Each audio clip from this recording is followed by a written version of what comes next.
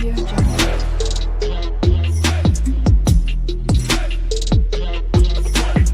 Audio Jungle. Walaikum salam ga ina gaisuwa. Na ji voice naka kuma na ji voice note da kamun fodi na wannan mutumin. Na gode sosai. Na ji daɗin bayaninka kuma na ji bayaninsa. Allah ya saka da alkhairi. Wato wata rana idan na zo ina ganin mutane sai in ga kaman Allah sarki. Har yanzu ba su fahimci alkhairin da yake tunkarinsu ba. Wallahi tallahi. Kuma idan na zo idan ina bayani akan ko kuma akan Satoshi Nakamoto sai ina ganin duk bayanin da zan yi mutum ba zai taɓa fahimtar abin da nake nufi ba ko kuma abin da nake so ko saƙon da nake so na isar. Ba zan iya bayani gaba ɗaya har mutum ya fahimci iya inda nake so na kai. Bayani na ma ba zai kai yadda mutum nake so mutum ya fahimta ba. Maganar gaskiya, idan mutum yana da hankali ya san ƙarya da gaskiya, ya san abu mai kyau da mara kyau. In ba mutum jahili ba kuma oga, babu wanda yana gani mutum zai cire makudan kuɗi ba kaɗan ba, over $11 million ya cire a BTC giveaway kaɗai. Ya cire ya spending ya raba mutane kyauta wannan na giveaway. To in ba mutum mahaukaci ko jahili ba, wani irin tunani za ka yi haka kawai mutum sai ɗibi Bitcoin sai ya ɗiba ya ba wa mutane saboda shi bai san me yake ba. Menene ribansa? Me zai samu? Sannan kuma mutum da ya cire over $11 million ya raba a BTC giveaway.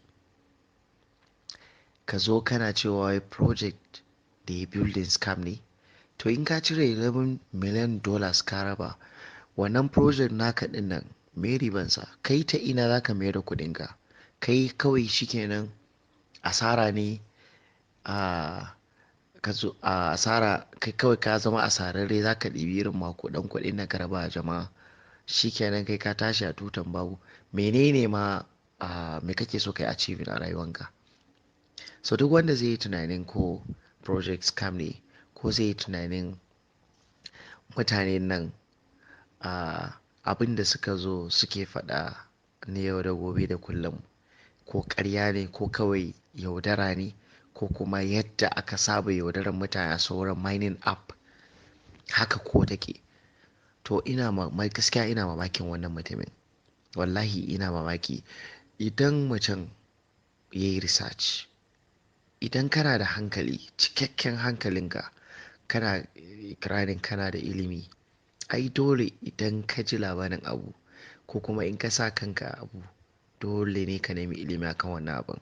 Especially kamar yanzu yadda muke mining, ma'ana na cryptocurrencies na yanzu. Za ka gani akwai cryptocurrencies stream. Muna da abubuwa da dama wanda ake mining. Amma me? Kowanne ya kamata mutum ya amfani da technical white paper su, ka yi amfani da roadmap nasu, ka yi research ka gano yaya wannan blockchain ɗin yake kuma ina yake nufa, ina zai tafi.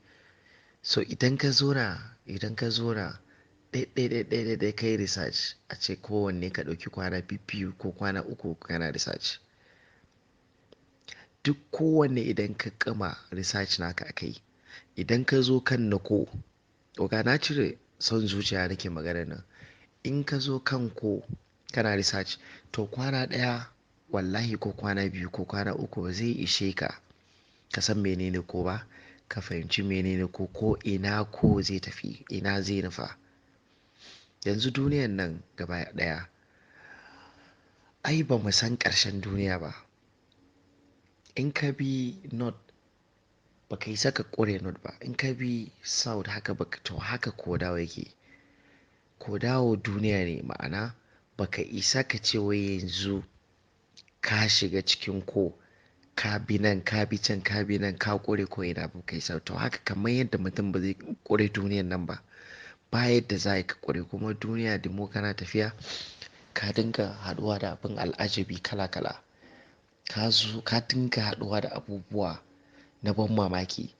To haka ko da yake, ko da kansu oga, believe me, ko ba su san su da kansu, wallahi tallahi ba su san girman, ba su san iya adadin girman abin da suke building ba. Abin da ya sa ko a duniyan crypto, ko ya zama tamkar kamar zuciya na crypto.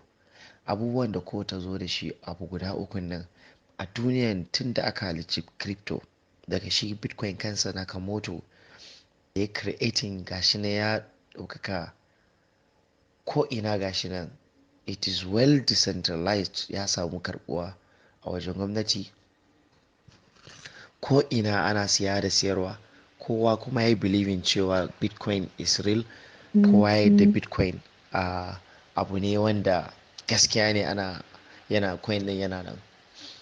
To zaka ga shi ko abin da ya zo da shi ba cryptocurrency da ya zo da shi, ko ya zo da cikakken komai da komai, ya zo da scalability, ya zo da decentralized, ya zo da secure. To oga, in ka bar wannan abin, shi ko asali ya zo ya gyara ma bitcoin da ethereum ne. To duk wanda ya ce maka na zo a kai bitcoin kana yanzu haka bitcoin a kasuwa kana $20,000, na ga wani matsalan da ke tare da kai, bari gyara maka.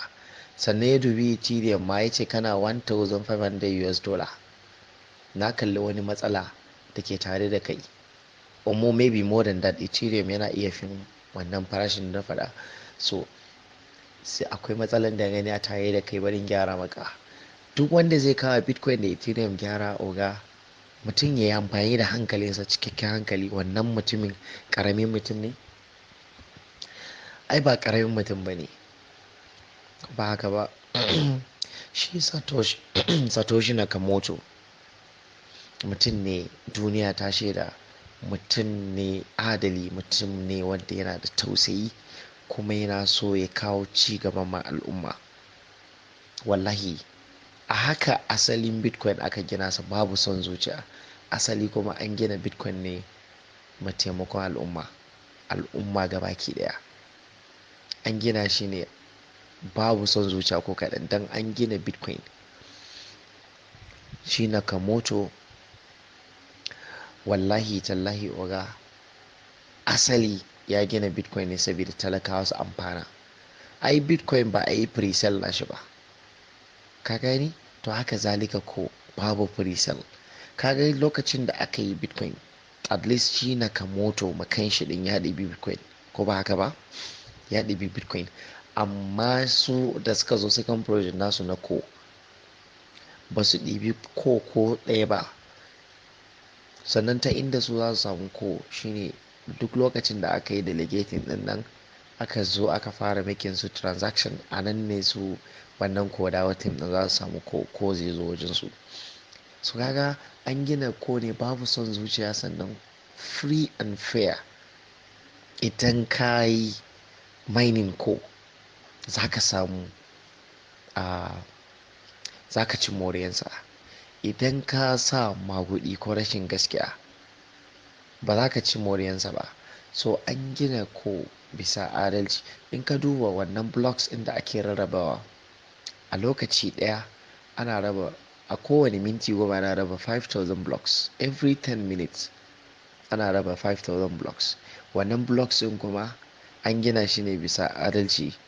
Idan aka tashi rabawa, dukkan wanda ya yi pressing na mining, ake raba wannan 5,000 blocks in every 10 minutes. Za a raba muku wannan 5,000 blocks nan. Idan kai kuma ka bari ya kai 150, dama ai kowane blockchain yana da doka, yana da rules and regulation. Idan ya kai 150 ya tsaya, wanda ya danna mining da kai da baka yi mining ba, kaga kai wanda baka danna ba, har kun ka yi suspended, wanda shi kuma ya danna zai fi ka samu.